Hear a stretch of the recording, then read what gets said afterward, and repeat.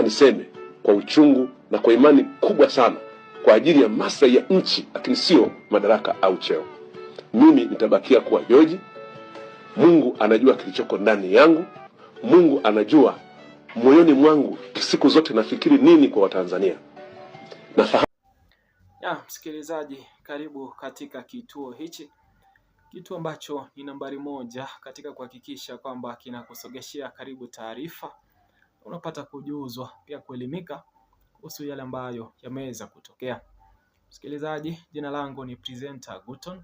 Nipo hapa kila siku kuhakikisha kwamba napata kukufahamisha yale ambayo yameweza kutendeka, lakini pia napataga kuchanganua zaidi na kukupatia maelezo ya kina kuhusu taarifa ambazo zinaweza kutufikia.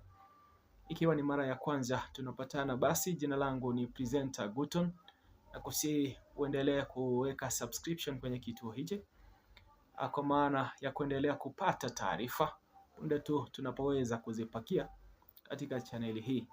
Lakini pia unaweza kushare kanda zetu kwa baadhi ya vikundi au maukurasa tofauti ili kuhakikisha kwamba tunazidi kuijenga familia kubwa zaidi.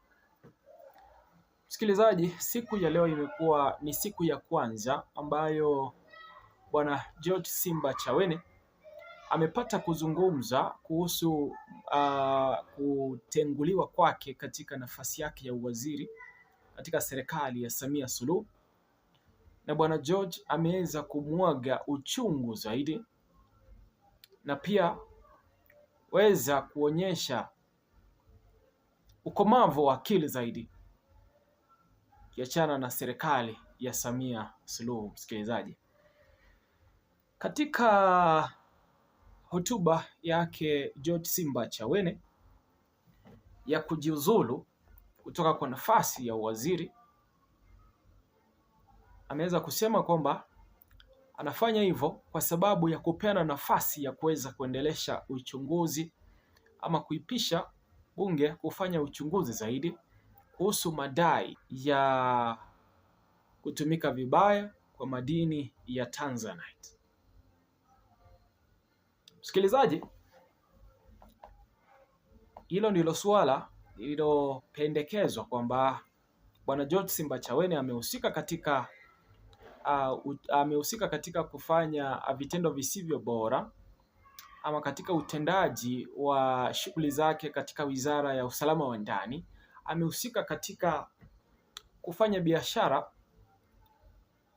katika swala hili la madini ya Tanzanite, lakini pia yamekiri na kusema kwamba alihusika katika sehemu ya utendaji tu, kwa sababu alikuwa katika ofisi ambayo ilihitaji yeye kufanya hivyo. Sasa msikilizaji, nataka nikupeleke kwa hotuba ya George alivyoweza kuizungumza siku ya leo. Msikilizaji, ameweza kusema kwamba nimemsikiliza Mheshimiwa Rais na nimesikia alichoelekeza. Kwanza namshukuru sana kwa kuniamini na kunipa nafasi ya kuongoza katika wizara hiyo nyeti. Kisha akasema kwamba mabadiliko lazima yaletwe kwa kutumia nguvu na maarifa, lakini pia ni sharti kuna wengine wetu wataumia. Kisha kaendelea akasema transformation and change lazima ziletwe kwa kukubali, na lazima wengine wetu wataumia, lazima wengine wetu watasurvive, lakini la msingi ni uhai wa taifa la watoto wetu. Kisha akasema kwamba tusiweke ubinafsi sana. Ikiwa ni nchi inateketea, uwaziri wangu hauna maana. Kama ni kwa ustawi wa nchi yetu, kama ni kwa ustawi wa Tanzania mpya ambayo itakuwa na watu hawana shida, na kama ni ya kututoa katika hali hii mbaya tulionayo, nipo tayari kuhakikisha kwamba hicho kinatendeka. Msikilizaji, transformation and the change huwa haziletwi kimzaamzaa.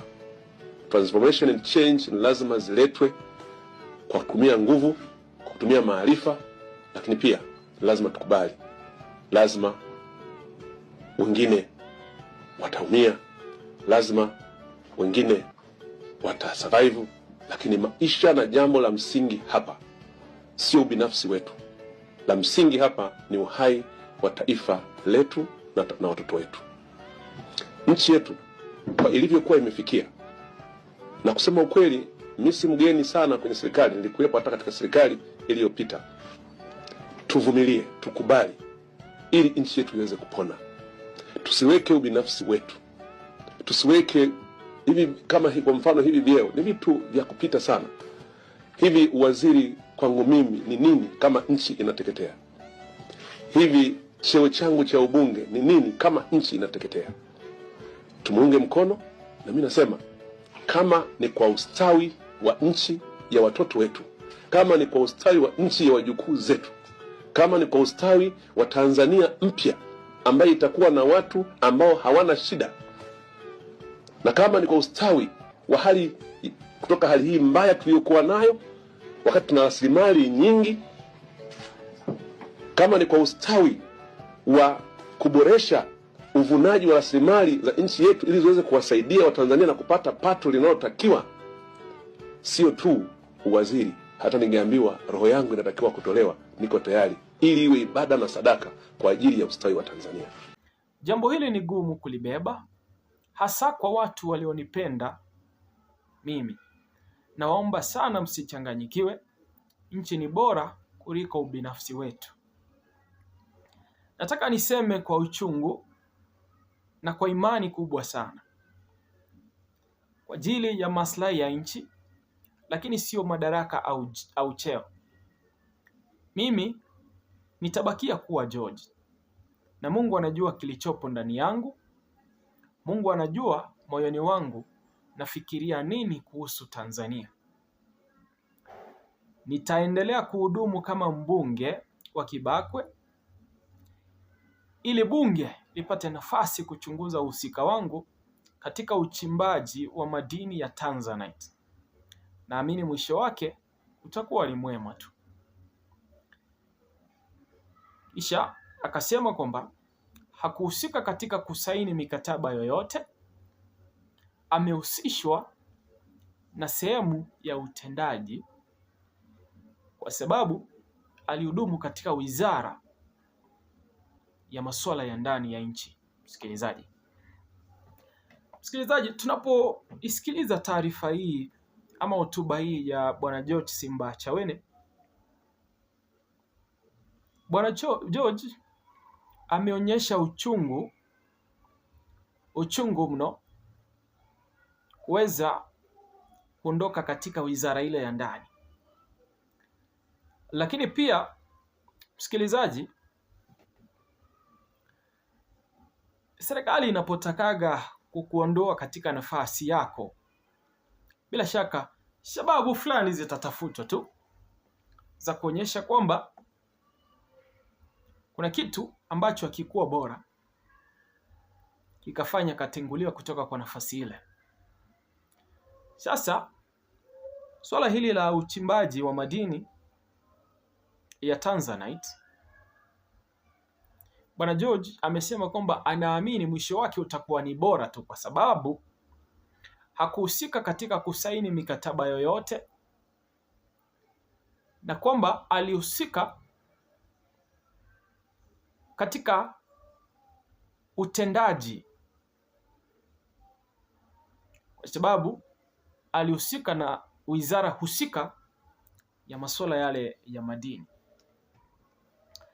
Sasa msikilizaji, kuna kipande nilichokisoma hapa kikanipa uchungu mno, ambacho amesema hivi: nataka niseme kwa uchungu na kwa imani kubwa sana, kwa ajili ya maslahi ya nchi, lakini sio madaraka au cheo. Mimi nitabakia kuwa George.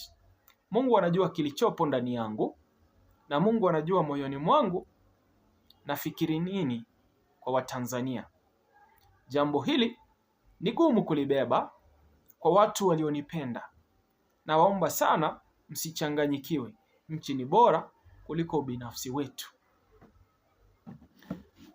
Msikilizaji, mpaka hapo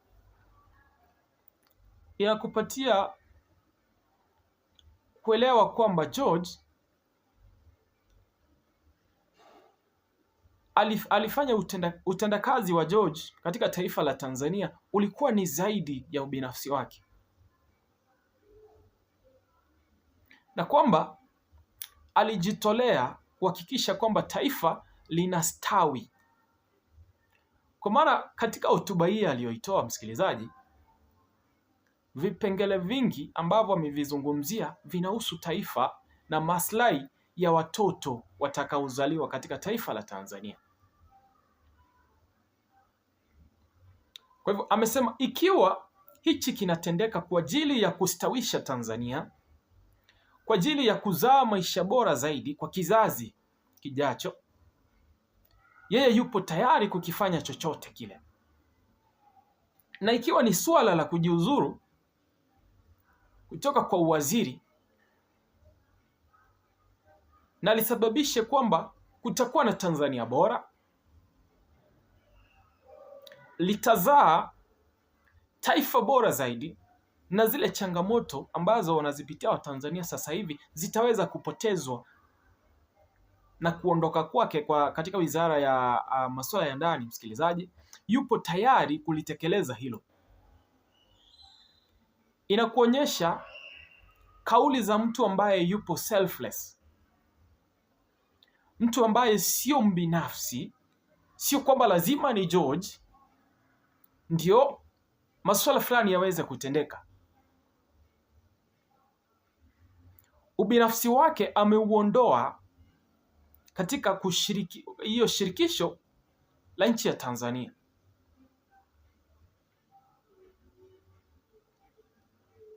Msikilizaji, mimi na wewe tunaweza tukajua kabisa kilichosababisha bwana George kuondolewa, kando na masuala haya aliweza kuyalimbikiziwa ili kuonekana mbaya.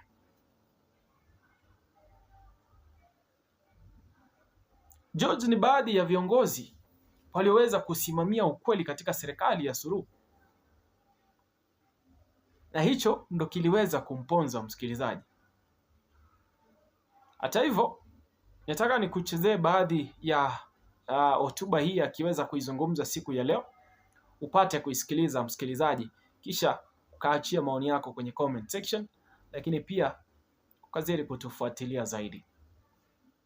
Nitaendelea kuwahudumia kama mbunge. Uwaziri ilikuwa ni nyongeza na heshima tuliyopewa, na Mheshimiwa Rais aliponipa mimi hii nafasi aliwapa heshima wananchi wa Kibakwe. Lakini wakati ninapotakiwa kujihuzuru, nafanya hivi pia kwa heshima ya watu wa Kibakwe, ili vyombo viweze kupata fursa ya kuchunguza na kufahamu uhusika wangu katika uchimbaji wa madini ya Tanzanite. Ninaamini mwisho wake utakuwa ni mwema tu, na mwisho wake kubwa hasa ulenge kulisaidia taifa. Mimi sehemu ninayohusishwa na kutajwa katika ripoti ile ni sehemu ya kiutendaji, kwa sababu kimsingi sijawahi kuingia mkataba wowote, sikuwahi kusaini mkataba. Nilichoridhia mimi ilikuwa ni swala la kiutawala, ambapo kampuni iliyokuwa na ubia na kampuni ya serikali iliamua kumuuzia mtu mwingine ili aje afanye kazi na serikali. Kwa hiyo zilikuwa ni private arrangement ambazo lazima wazilete serikalini. Sasa hata kama angebaki yule wa mwanzo, hata kama huyu aliyechukua, bila shaka matokeo ya kutokuwa na faida katika uvunaji wa rasilimali hii yangelikuwa ni yale yale. Kwa hiyo uhusika wangu na kutajwa kwangu bila shaka pia ni kwa sababu nilihudumu katika wizara ile, lakini nina imani na dhati ya moyo wangu kwamba uhusika wangu haukulenga kulihujumu taifa, haukulenga kuwa na maslahi binafsi, bali ni katika majukumu ya kiutendaji. Nawashukuru sana kwa kunisikiliza, na niwatakie heri wenzangu nao waacha hapa wizarani na kuacha mdogo wangu Jafo. Tumefanya kazi vizuri kwa umoja, kwa ushirikiano.